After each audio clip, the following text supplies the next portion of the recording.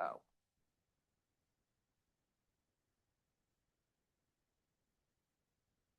Test, test, test, test, test, test, test. Hello, hello.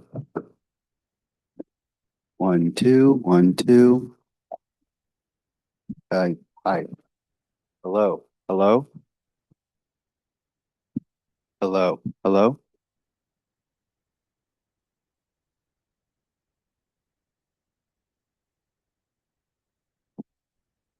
Test, test, test, test.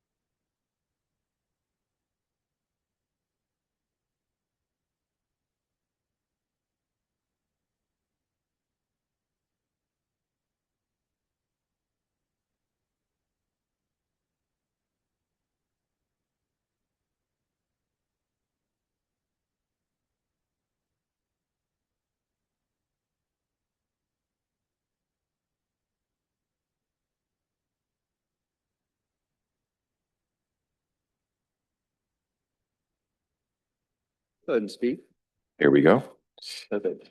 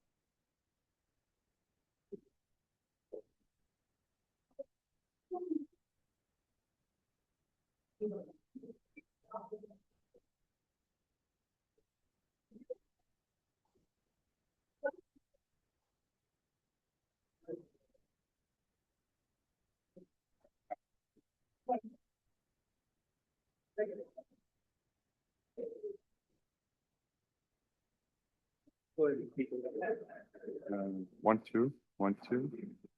1, 2. Does it work or doesn't it work? No, it does work. It does. Yeah.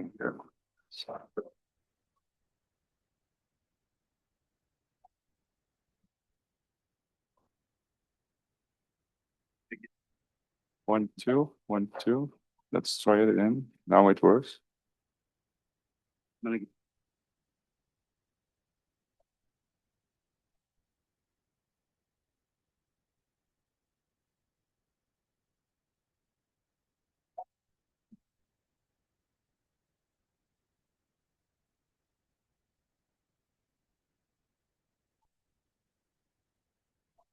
Hi.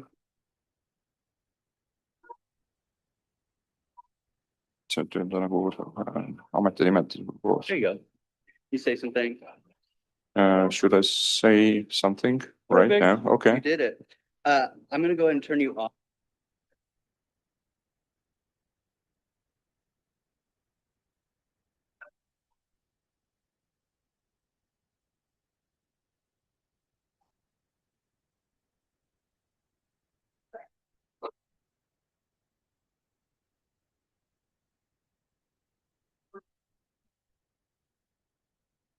Excellent. So if you want to sit here, I understand you'll probably stand while you're speaking and then we can have the Q&A. Sit here. That's okay. Wonderful. Wonderful. Okay. Well, to start, we can sit down. Good morning, everyone, and welcome. Thank you so much for coming to this special event that we're delighted to bring together today, thanks to our Inter-Asian and Uralic National Resource Center, as well as our Department of Central Eurasian Studies. We are delighted to welcome Ambassador Kristjan Prikk from the Estonian Embassy in Washington to give us a talk on small state, big stakes, national security and digital governance in Estonia's strategic outlook. This is a great opportunity for us both to cover cross-cutting themes that matter around the world about alliance management, about cybersecurity and resilience, but also to speak about Estonia, a country that, as many of you know, has a unique relationship to Indiana University, where we stand as the nation's leading hub for Estonian studies and are very much committed to maintaining that going forward. Ambassador Prikk has served as Estonia's ambassador to the United States since spring of 2021. This is his third tour in Washington. Prior to his current assignment, he served as the permanent secretary of Estonia's Ministry of Defense, managing the ministry, as well as coordinating activities of the Estonian Defense Forces, of the intelligence services, the Center for Defense Investments, among other agencies. He studied at the University of Tartu as well as at the U.S. Army War College in Carlisle Barracks, Pennsylvania. And so he has a very close relationship with the United States and understanding of our institutes of higher education, our foreign policy, our relationship with Estonia, of course. And today he's going to talk about deterrence, defense, and alliance building in a dangerous era, looking, among other things, at the war in Ukraine, NATO's evolving role, and cybersecurity and digital governance, all topics crucial for Estonia as well as for the Estonia-US relationship and international security more broadly. So please join me in welcoming Ambassador Prikk to the Hamilton Liquor School. And please, you can.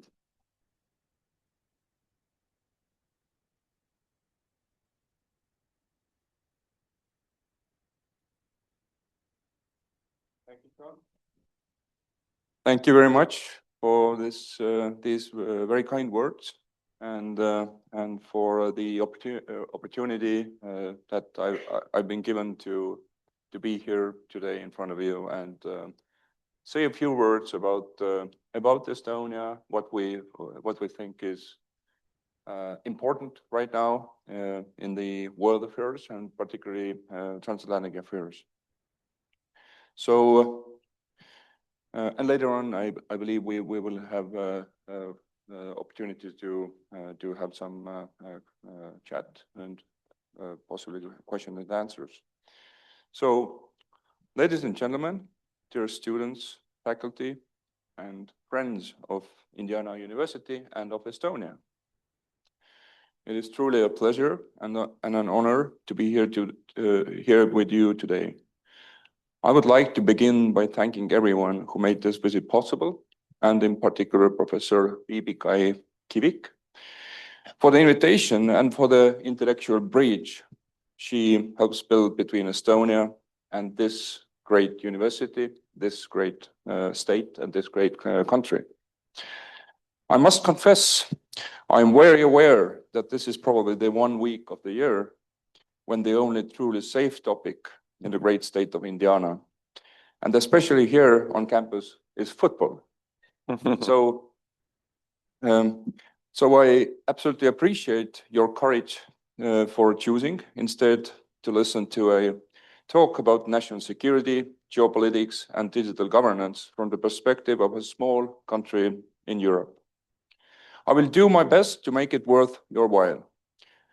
So I represent the people of Estonia, a nation of about 1.3 million people living in the northeastern corner of Europe on the shores of the Baltic Sea. Estonians are, by reputation, friendly but stubborn people. We live in what I like to describe politely as a very dynamic neighborhood. We are right next to Russia, in a region that for centuries has been a battleground for competition among great and medium powers. The stubborn, but I assure you, friendly people of Estonia have suffered greatly through wars, occupations, and conquests. And yet, we have remained the rightful hosts of this land for some 5,000 years. Most of the empires that once ruled our regions have fallen and disintegrated. One, however, remains right next to us. Estonia gained its modern independence in the aftermath of the First World War, after fighting a successful but bloody 14-month war of independence against Soviet Russia. Sadly, our people were able to enjoy the fruits of freedom for only about 20 years. Through the dark cooperation between Nazi Germany and the Soviet Union, our country was occupied and annexed. Estonia remained under foreign rule until 1991. Throughout those long decades, one fact mattered deeply to us. The United States never recognized the illegal occupation and annexation of my country. I thank you all for that and your country for that. That decision sent a powerful message, not only to Estonians, but to the world, that when universal principles of freedom and sovereignty are threatened, America stands by them. From this history, we have drawn a few very simple but very firm lessons. Firstly, never give up without a fight. Secondly, never assume you will be safe alone. And thirdly, and never forget who your friends are when your values and principles are under threat. Since restoring our independence in 1991, Estonia has tried to prove that the combination of free people, hard work, and good friends can create what sometimes feel like small miracles. In just a few decades, we have moved from being a sad example of the failures of Soviet occupation and centralized mismanagement to being a stable democracy, a growing economy, and a trusted member of the Euro-Atlantic community. Since 2004, Estonia has been the member of both the European Union and NATO. Today, we are among the safest and most secure countries in the world. But security, for us, is never an abstract concept. It is something we think about every day. National security for a small country does not begin with the assumption of strength. It begins with the recognition of vulnerabilities. That recognition shapes everything: how we build alliances, how we invest in defense, and how we design our society. One of the most important strategic choices Estonia made after regaining independence was to embrace technology, not just as a tool for growth, but as an equalizer. We did not have the population, the capital, or the legacy systems of larger states. So instead of building wide, we chose to build smart. We embraced digital solutions to make sure that public and private services are available to every citizen, whether they live in the center of our capital city, Tallinn, or in the small and remote village of Võrumaa County, for example. Today, nearly all government services in Estonia are available online. You can establish a company, file your taxes, access your medical records, and sign official documents digitally and securely. This is not only about convenience, it's about dignity, equality, and trust. In a country of 1.3 million people, every person matters.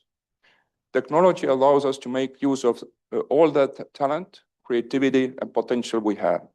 That is why we also see education and digital skills as part of our national security. We recently launched what we call an AI leap in our school system, an effort to make sure that our teachers and students understand how to use artificial intelligence as a tool for learning, not as something to fear.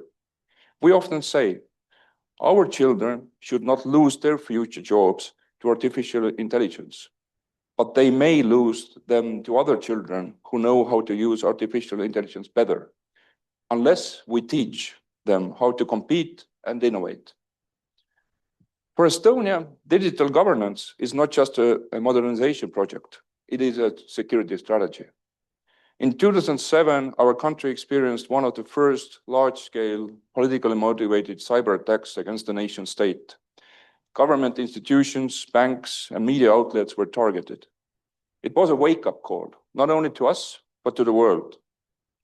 Our response was not to retreat from the digital world. Our response was to become more resilient. We continued to invest in secure digital identity, strong encryption, and systems that ensure the integrity of our data. We even created what we call data embassies, secure servers located in allied countries, so that the digital functions of our state can continue even under the most extreme circumstances. In this way, we began to think not only about the continuity of government in physical terms, but also in digital ones.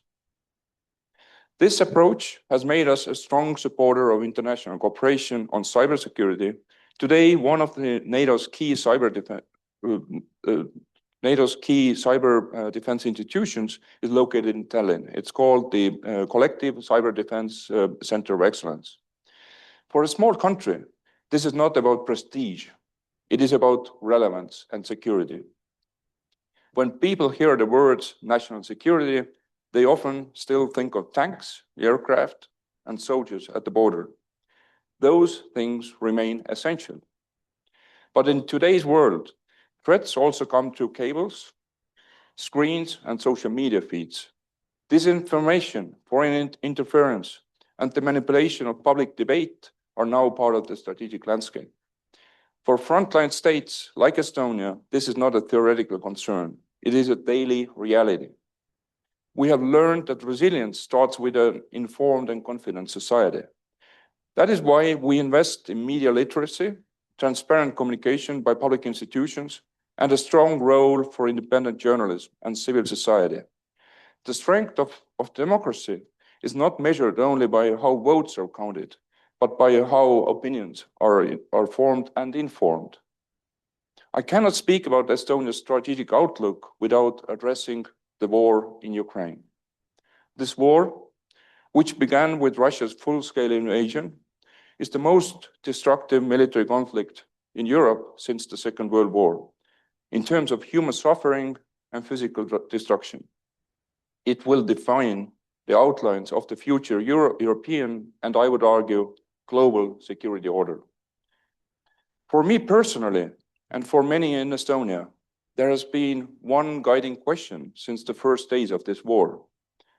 Have we truly done everything possible to stop the aggression against the rules-based international order and to help Ukraine defend its freedom? Because, after all, this is not only about Ukraine. It is about the principle that borders cannot be changed by force and that nations have the right to choose their own path. Let me be very clear. The world wants peace in Ukraine. Europe wants peace in Ukraine. And above all, the Ukrainian people want and deserve peace. But a just peace is not simply the absence of fighting. It is a peace grounded in international law, in sovereignty, and in territorial integrity. Negotiations are a tool to achieve this, but negotiations alone do not create justice or security. Almost every war ends at the negotiating table. No war ends simply because the people in the trenches grow tired, get bored. From Estonia's perspective, we also observe Russia closely because we have a long experience in doing so. We know that its military needs time to rest, recover, and regroup. We see that its economy and public finances are under serious strain, often at the expense of future generations. And yet, we have no reason to believe that its leadership has abandoned its maximalist goals. These goals do include subjugating Ukraine, secondly, creating a buffer zone along its western borders, thirdly, weakening NATO's collective defense, especially for its eastern members, and finally, and very importantly here, pushing the United States out of European security affairs. These ambitions do not only threaten Estonia or Ukraine, they challenge the security interests of the entire democratic world. This brings me to the transatlantic relationship. For Estonia, the United States is not simply a partner. It is a pillar of European and global security. Our countries are connected by more than treaties. We are connected by shared history, shared values, and shared sacrifices. We also understand that American people have expressed their desire to reduce involvement in what are often called foreign entanglements. That democratic choice deserves full respect. At the same time, we hope that any reassessment of global engagement will be done in close consultation with allies. Our economies, our political systems, and our security interests are intertwined on a scale that would have been almost unimaginable before the First or Second World Wars. History also reminds us that in both 1917 and in 1941, the United States concluded that events in Europe were not just a distant problem, but matters of direct national interest. There is an old line attributed to Benjamin Franklin: "We must all hang together, or assuredly we shall all hang separately." It was true in 1776. It remains true today, across the Atlantic, just as it once was among the original 13 colonies. Estonia understands what is at stake, and we try to do our part. Our defense spending as a share of our economy is the highest in NATO. And this is one of the cases, as we discussed before, where we Estonians tend to stick to the relative numbers or percentages, because in absolute terms, we can never compete with larger nations. So again, our defense spending is the highest in NATO. In 2026, Estonia plans to spend around 5.4% of our gross domestic product on national defense, with a long-term commitment to remain at or above 5%. For a country of our size, this is a serious national effort. But contributions is not only about money. It is also about being a reliable ally, a thoughtful partner in international institutions, and a source of ideas and innovation, especially in areas like digital governance and cybersecurity. We try to be a country that others can count on, that America can count on. Let me lighten the mood for a moment. There was a popular joke in Estonia after the recent COVID-19 pandemic that said, after the government lifted the proximity restrictions, the Estonians felt relieved because they were allowed to go from 6-foot distance back to 20-foot. We are known for being quiet and reserved. We are known for the need for space. But when we speak, we usually speak carefully, and we usually mean what we say. I believe this is also reflected in our foreign and security policy. Not loud, not dramatic, but steady and consistent and informed. Ladies and gentlemen, the title of my talk today was Small State, Big Stakes. But in reality, the stakes we face in today's world are not only Estonia's. The stakes we face in today's world are not only small states. They are European stakes, they are American stakes, they are global stakes. In an era of rapid technological change, strategic competition, and growing uncertainty, the choices we make individually and collectively about alliances, about democracy, and about how we govern the digital space will shape the security and freedom of generations to come. Estonia's message is a simple one. Size does not determine responsibility. Every country, large or small, that benefits from the international system has a role to play in defending it. Thank you very much for your attention, for your being here today, and your willingness to engage with the perspective of a small nation with a very big stake in our shared future. Thank you very much, and I'm open to continuing this discussion today.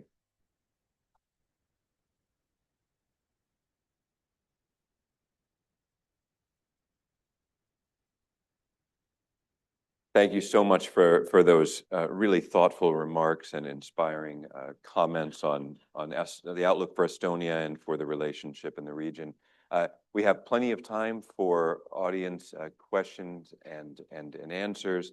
If I may, I'd love to start us off while you all think about your questions with a broad one about one of the points that you made, that both for Estonia in its foreign policy and for alliance relations transatlantically in general, stability, reassurance, these are fundamental components of deterring threats, managing the relationship in a stable way over time. And so recently there's been a lot of turbulence, the debates around Greenland, different responses to US action in Venezuela and so forth. What's your assessment of the biggest present threats to alliance integrity in NATO? And what's your recommendation on steps that can be taken in the coming months to ensure that the alliance maintains a stable footing? Thank you for the question. It's one of the questions that I think all the allied capitals are grappling with these days. I don't think any nation in the NATO alliance doubts the wisdom of on the one hand really strengthening the defense and deterrence posture of the alliance by investing more money into defense, by reviewing our existing plans and designs, so to say. And no one also doubts the wisdom, if not necessity, to rebalance the alliance in the sense that that the European allies should take and will take more responsibility over the defense of NATO territory. What is very important, though, is that while we are busy with these tasks, that we keep our heads cool, and we understand that our main security challenges and main security threats remain or outside the alliance. We may have our differences, either domestically or internationally, even between the allies. But if we simply take few steps back, we quickly realize that what ties us together, what connects us, is so much more than what divides us. So let's keep our heads cool. Let's make sure that we don't break something that we have built over the past 80 years or so. Let's make sure that that this delicate rebalancing process is carried out in a way where we never lose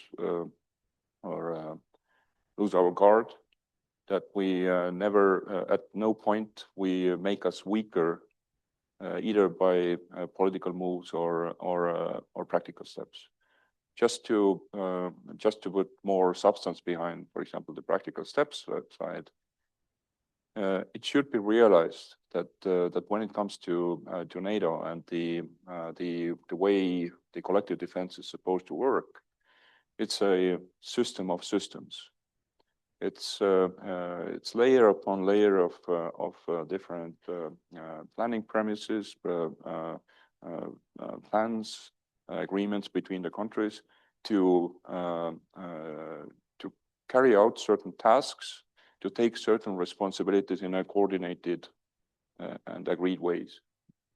It's very important to understand that the fact that European nations, particularly the smaller ones, don't possess certain military capabilities and are thus not able to carry out certain kind of tasks or operations. It's not necessarily the sign of commitments not kept, laziness, or other things like that. But it's most often the feature of collective agreements how to conduct our business. So throughout the past, let's just choose the post-Cold War period. And throughout these past 30-some years, NATO has gone through numerous iterations of kind of redesigning its military capabilities and its operational plans. And every time there have been moments when the United States has told other European allies, don't use your money in a foolish way. Don't procure this very complex system, because we got you covered. We have just the right amount of these systems. So let's not duplicate. However, we want you to take care of this and the other tasks. So it's something that reflects the agreements between the allies, the current kind of setup of NATO, and to rebalance it, to let's say not only agree, but to get to the point where, let's say, a country of Germany or a country of Estonia can take over some tasks that currently are carried out, or in the case of contingency, are carried out by the United States. It takes not only money, but quite a lot of time to get to this point, because after all, we are talking about training people with very sophisticated skills, getting systems that don't exist today. It's not that you go to Walmart or some other store and get from the shelf, but the lead times for the military equipment these days are frustratingly long. Quite often, when we talk about, for example, missile defense systems or other things like that, our governments are being told by the defense contractors, yes, this is all fine, please bring us your money and you'll get the system in 2034. Mm-hmm. So tomorrow, even if we show up at the door of, let's say, Lockheed or Raytheon today, bring all the cash that they may need, tomorrow won't happen anything. Right. Thank you. Thank you. Let's turn to the audience and see what questions you have. Please, when I call on you, wait for a microphone to come and then identify yourself, the role that you have here, and ask away. So yes, I see a question here. And Vivian's going to come down, I think, and give you a microphone. Thank you, Vivian.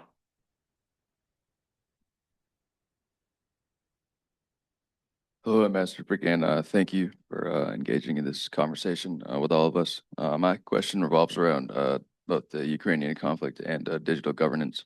So considering, I'm Sadhu McLeod, and I'm a first-year student here. I'm majoring in international law. Considering the prolonged conflict, how can Estonia and the international institutions, the organizations that it's either a member of or associated with, kind of increase technological cooperation and kind of mutual development with Ukraine, and how can these advancements assist their like defense posture and their capabilities?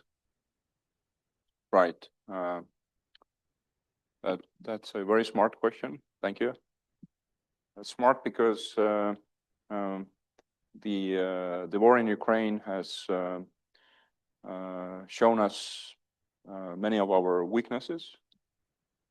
It has demonstrated us also that some of the technologies that we may have thought of prior to this war as being relevant, they are becoming not only relevant but predominant on the battlefield. For example, the use of drones, which is something that we all know here, that they are used extensively. One can almost say that that in certain areas of the battleground and in certain stages of this war, drones have replaced the artillery, or drones have served as the smarter version of artillery. So this is the reason why pretty much every defense company that wants to be relevant and every country that wants to survive in the future have their eyes and ears on this conflict. So Estonian defense companies, for example, just addressing the core of your question, Estonian defense companies are not only today, but actually they have long-term relationships with Ukrainians, with not just the let's say Ukrainian military as a whole, but quite often also with particular units, so that they can get very direct feedback from the users, so to say, what works, what doesn't. The way we say in Estonia is that every company that shows up at our defense procurements, for example, they need to have some kind of reference, positive references from Ukraine. Otherwise, they are just not relevant. So our companies do that. Most allied governments have even also at the government level some engagement with Ukrainians to guarantee that the lessons learned from the battleground get filtered to our system very fast and get also to our defense companies. Because after all, this is not just about boys with toys, as the saying goes. This is not just about making the cool gadgets even cooler. This is about survival of in the future conflicts, or more importantly, how to avoid the future conflict. Now, what is very important though is that we shouldn't use the Ukrainian war or the war in Ukraine, war against Ukraine, as it goes on right now, as the template of every and any future conflict.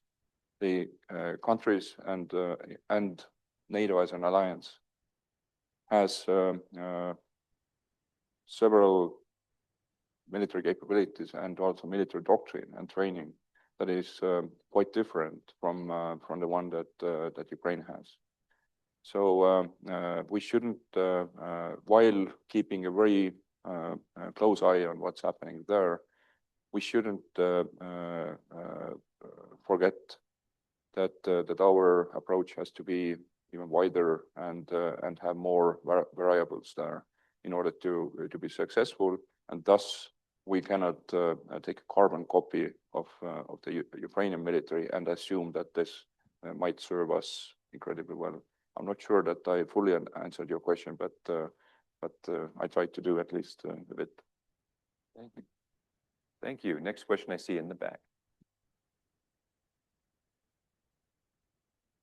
Yes, hello. My name is Justina Zając, and I'm faculty in Hamilton Lugar School. And thank you so much for your talk. I want to say that I traveled to Estonia last summer, and absolutely it's a digital development, very impressive, and it's visible at once when you go there, and it's really beautiful country. My question is about the hybrid warfare and the hybrid threats.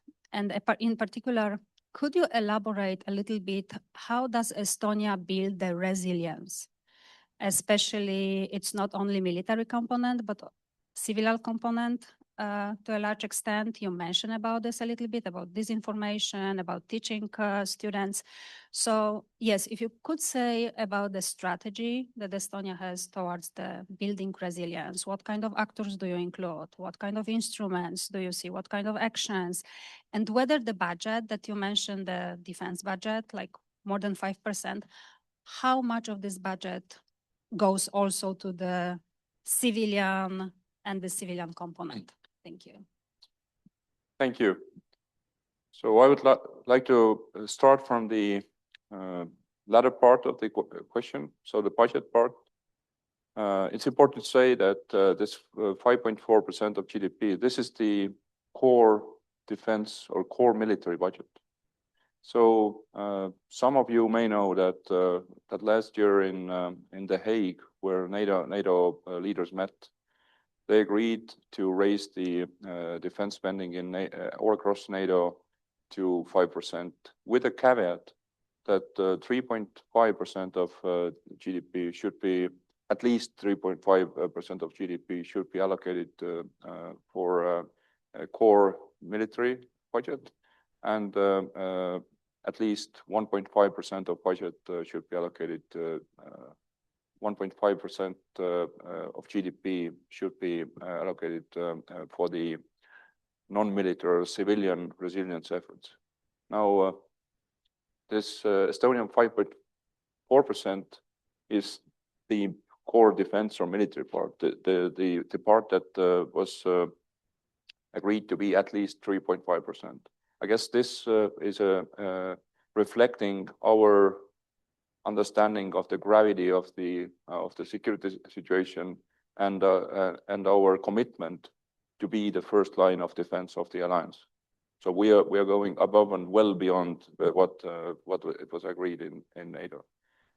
So our civilian efforts come on top of that. So ultimately, even if we take the, let's say, the investments into things that people probably understand, you know, to understand as immediately being close to defense efforts like cybersecurity and some other efforts like internal, you know, intelligence agencies and all this, then we are well beyond 6% of GDP. Now, our approach, we say it's when it comes to national defense, it's not just a business of the military. It's not just the business of government departments, but as we say that this is a whole of nation effort. It starts from let's say it starts from the fact that in Estonia we don't have just a professional military. We don't have a situation where the general population is considering considers the national defense to be the business of them, the military. But every family has stake in national defense. We have a national conscript service. Every man has to serve. Every woman has the opportunity to serve. I'm a reservist myself, and as we speak, my 19-year-old daughter serves as the conscript in Estonian military. But it goes well beyond that. We have defined 6 pillars of the national defense, where the military defense is only one of the pillars. But there are other pillars, and we can discuss it later. I can send you the link to Estonian national security strategy where this has been described. But as I like to say that in a society that understands the stakes, again, as I mentioned before, the society that wants to survive and exist and provide our people the kind of future that they want and deserve, everyone has a stake in national defense. Someone has a role in baking bread if necessary. Someone has a role in keeping the communication links going. Someone else has the role in representing the country in foreign countries in the context with allied or non-allied governments. Someone has the role in making sure that our medical or healthcare system doesn't break down. Of course, in the case of crisis, including war, there have to be sacrifices made and priorities made. So when our big part of our population gets mobilized to serve to be part of the military defense effort, for example, we cannot offer all the same public or private sector services, but this has to be thought through also ahead. So we also have, in addition to the national military plan, we also have a national whole of nation defense plan, which prescribes the roles, but also the priorities and where to cut back in the time of crisis and war, so that we can survive and exist also in the future. And we do intend to exist. As I said, Estonians are stubborn people. If I could build briefly on an aspect of Justina's question, Estonia is famous for its commitment to whole of nation resilience. And one piece of that both you and she alluded to is resilience to disinformation. Right. How do your educational institutions train citizens on media literacy and on other elements of what the society needs to be resilient to what must be a constant barrage of disinformation attempts? Yes, absolutely. The challenge of keeping the individuals and the society as a whole, let's say, well informed but still sane under the assault all kinds of mis and disinformation. It's a difficult challenge. And I used to say and think that big part of Estonians' population, certainly people who grew up when we were still behind the Iron Curtain, when we were still under the Soviet occupation. I was 14 when the Soviet Union collapsed. So I consider myself also part of this population.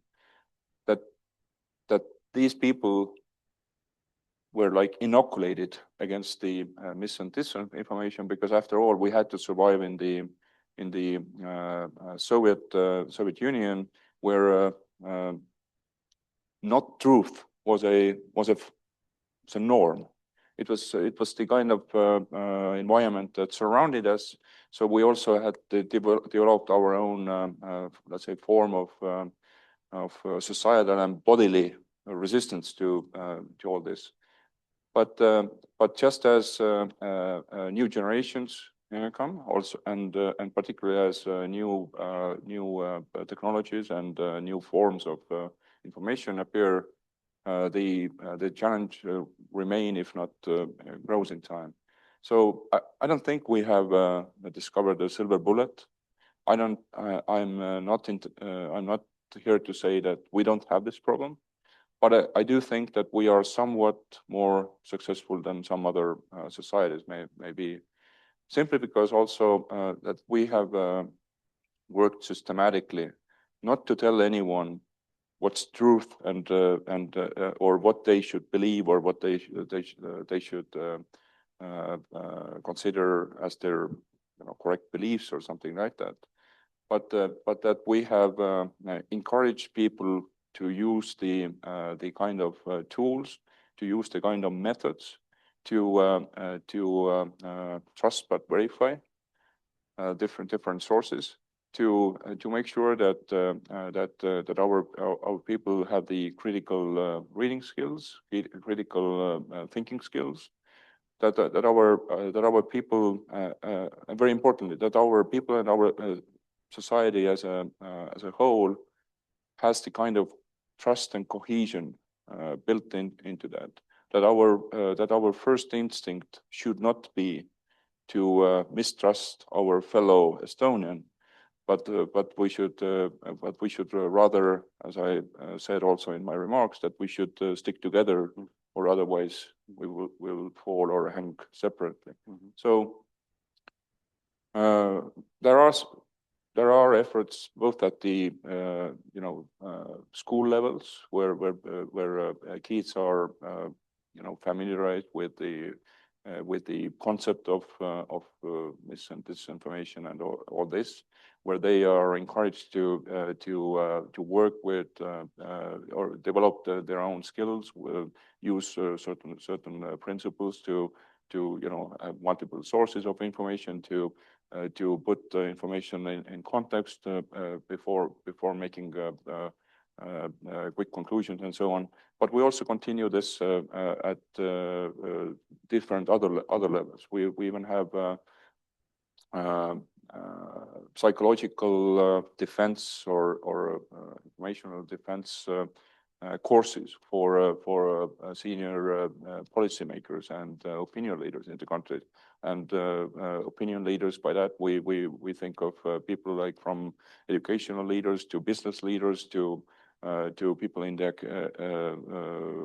in think tanks and otherwise, where we think that even the fact that we bring people together, that we present the similar challenges to them, and we ask every member of the society to kind of contribute to this defense, this inoculation of the society, has its own value and makes us all stakeholders in this, rather than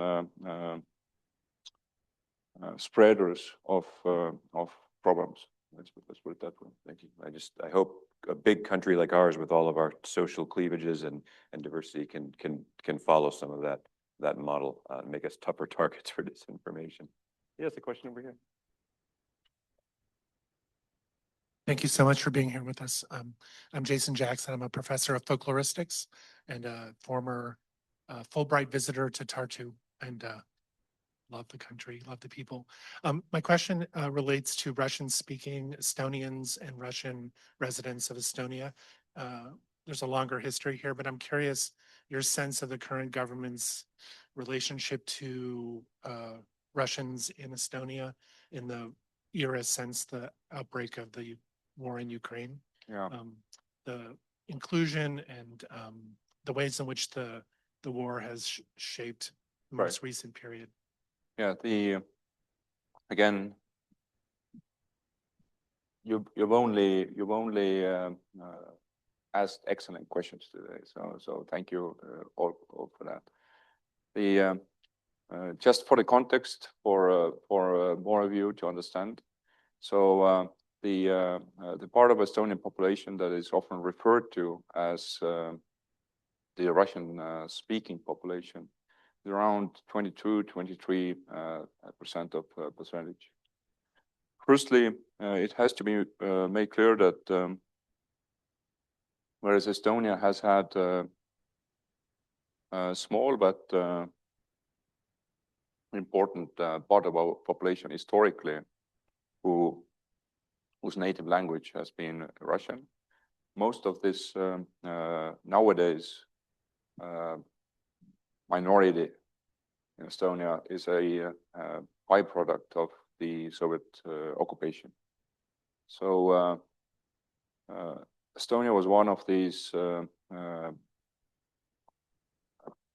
unfortunate countries that suffered really badly due to the events immediately preceding the Second World War, during the Second World War, and as an aftermath of the Second World War. Eventually, through killings, deportations, refugee wave of refugees, Estonia lost almost 20% of our population. And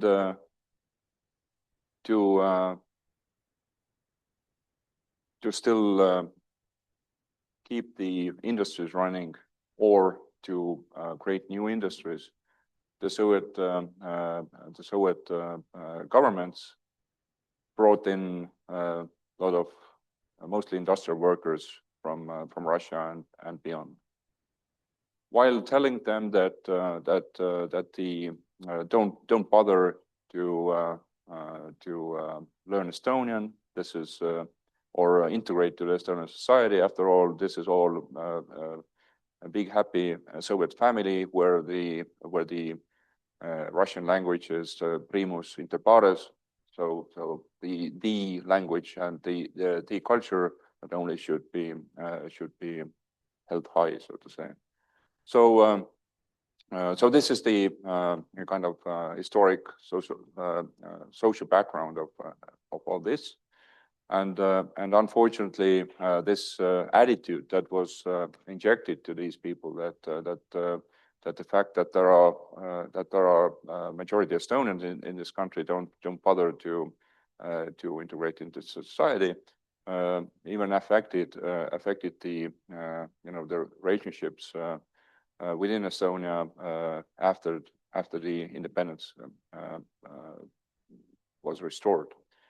However, now I have to make a very clear point, very clear distinction here, that whereas we may call this let's say 22-23% of population Russian speaking population, quite often it only means that their first language of choice or first language that they learned may have been Russian, but that they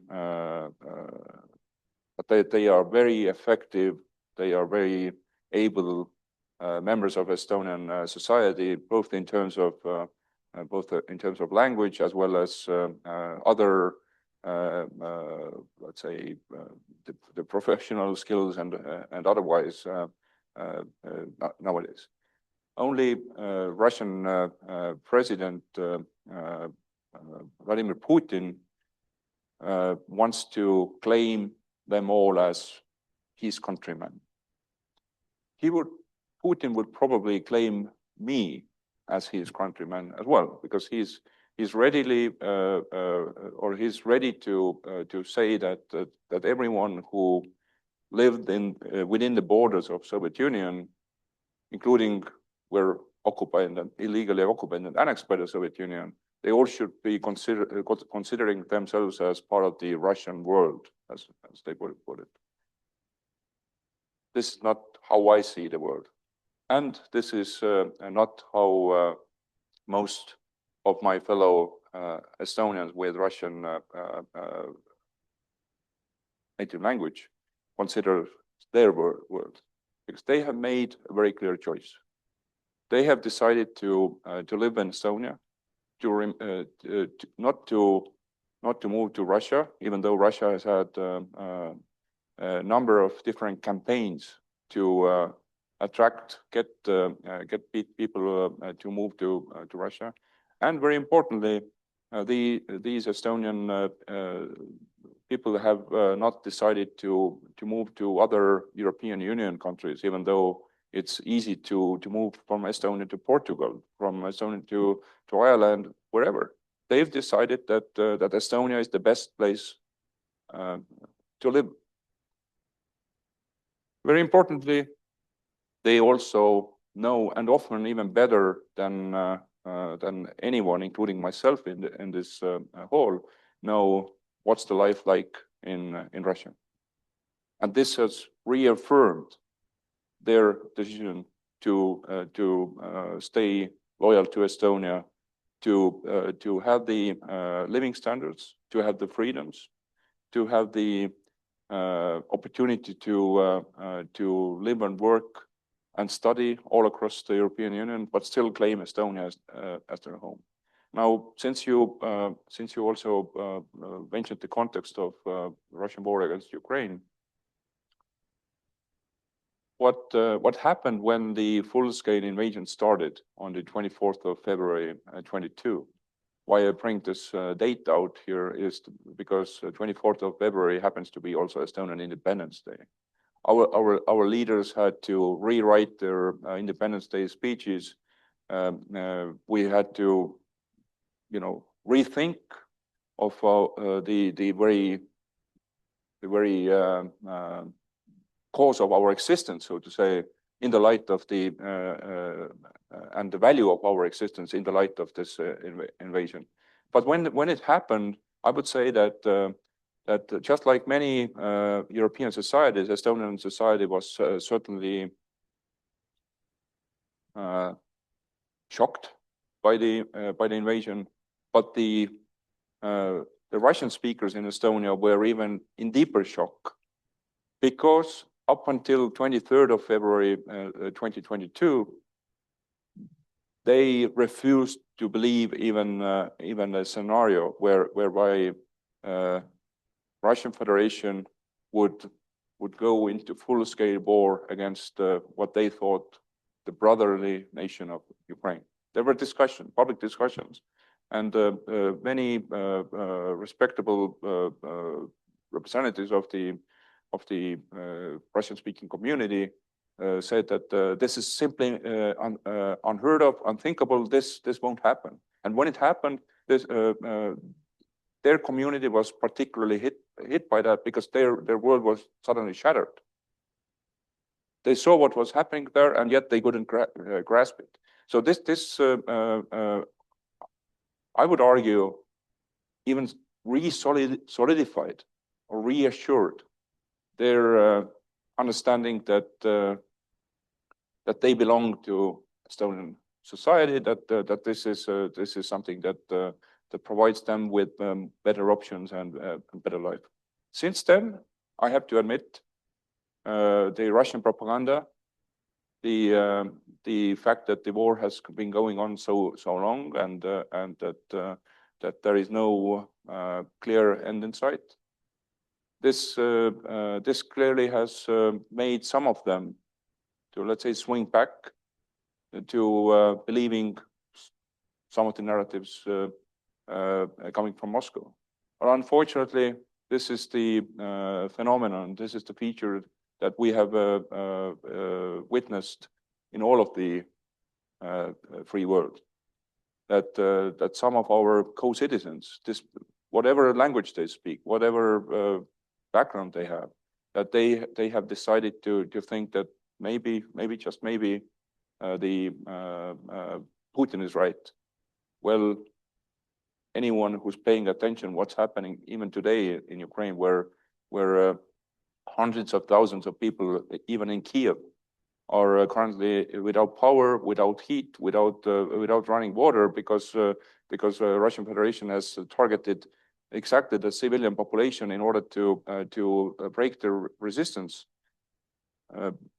With the winter raging in Ukraine, everyone who has followed that knows who's the aggressor and who's the victim there. Thank you. I think we've got time for one more question. I know some of you may have to duck out for other commitments. And here's a question from Beatty up toward the front.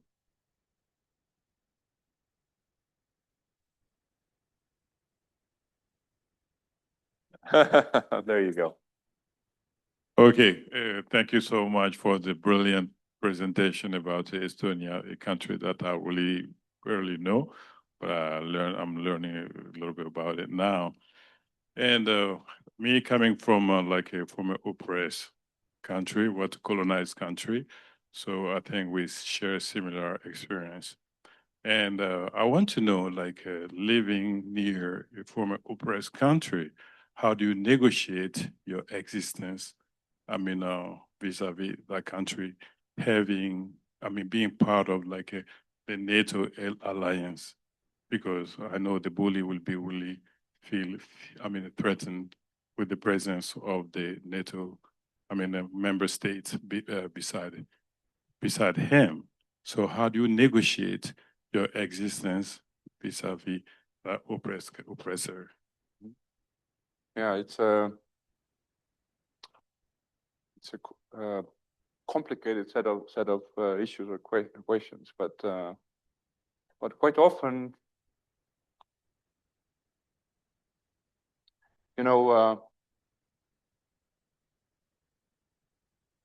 where should I start? So firstly, we have to understand and admit that Russia's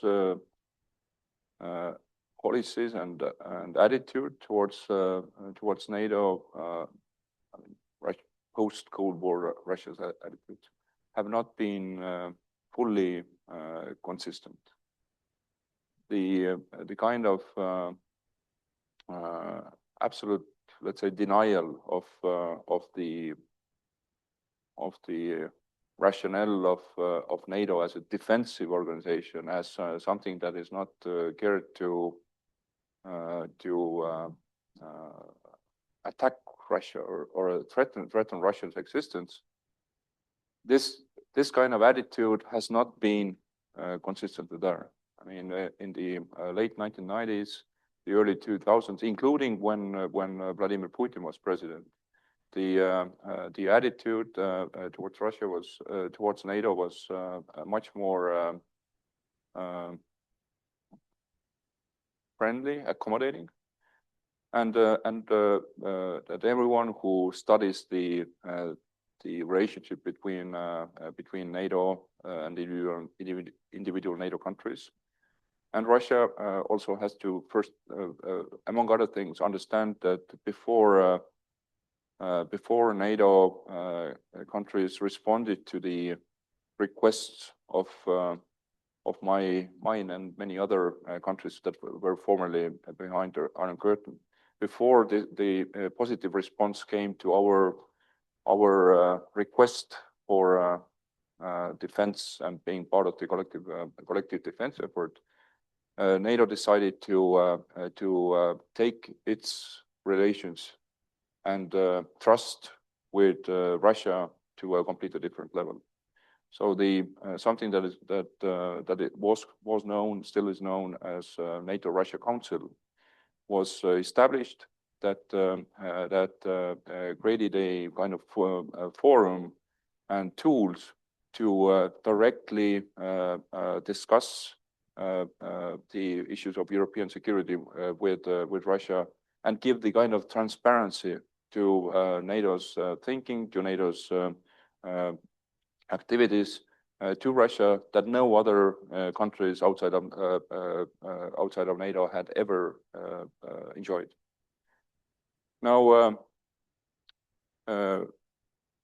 we have all heard of the accusations against NATO of NATO aggressively expanding and all this, but I think quite often, in order to understand the developments in big politics and the strategic global affairs, it kind of helps to simplify it to the level of you know, individuals, of our families, and so on and so forth. And I know how Estonia, the Estonian path to NATO. I know how Estonia had to make great efforts to prove to the other NATO members that we are ready democratic nation, that we are carrying the same kind of values and principles that the other democratic nations have, that we are not bringing troubles to NATO, that we are not bringing the kind of aggressive attitudes to NATO, but that we are serious about improving the collective security. And then kind of boiling these things down to simple examples from our own lives and families. I would only compare it to someone in the big apartment building, one moment deciding that yes, we are willing to make all the efforts to have even a better and more secure door. We are doing whatever we can to have even more secure lock. We are willing to do all the things to make our part of this apartment building more beautiful, stable, safe, and secure for everyone. And if then the next door neighbor comes with an axe behind this door and tries to break it down, and claiming that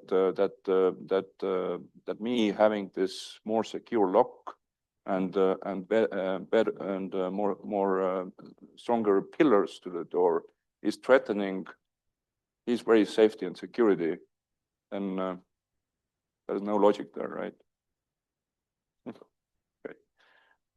Thank you very much, Ambassador Prikk, for all of your comments and insights. I hope you all will join me in thanking the ambassador for his presentation. Thank you.